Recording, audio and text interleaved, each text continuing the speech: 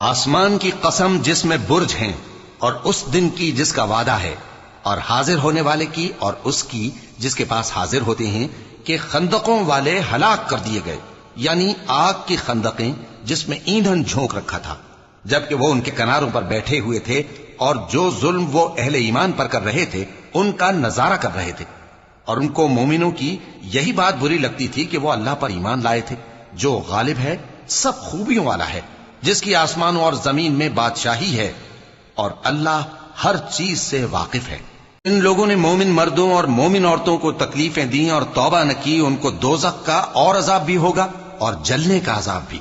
اور جو لوگ ایمان لائے اور نیک کام کرتے رہے ان کے لیے باغات ہیں جن کے نیچے نہریں بہ رہی ہیں، یہی بڑی کامیابی ہے۔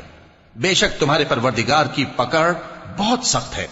وہی پہلی دفعہ پیدا کرتا ہے اور وہی دوبارہ زندہ کرے گا، اور وہ بخشنے والا ہے، بہت محبت کرنے والا ہے، عرش کا مالک، بڑی شان والا، جو چاہتا ہے سو کر ڈالتا ہے۔ بھلا تم کو لشکروں کا حال معلوم ہوا ہے، یعنی فرعون اور سمود کا؟ اصل بات یہ ہے کہ کافر مستقل جھٹلانے میں لگے ہیں، جبکہ اللہ بھی ان کو ہر طرف سے گھیرے ہوئے ہے۔ یہ کوئی معمولی کلام نہیں، بلکہ یہ قرآن عظیم الشان ہے،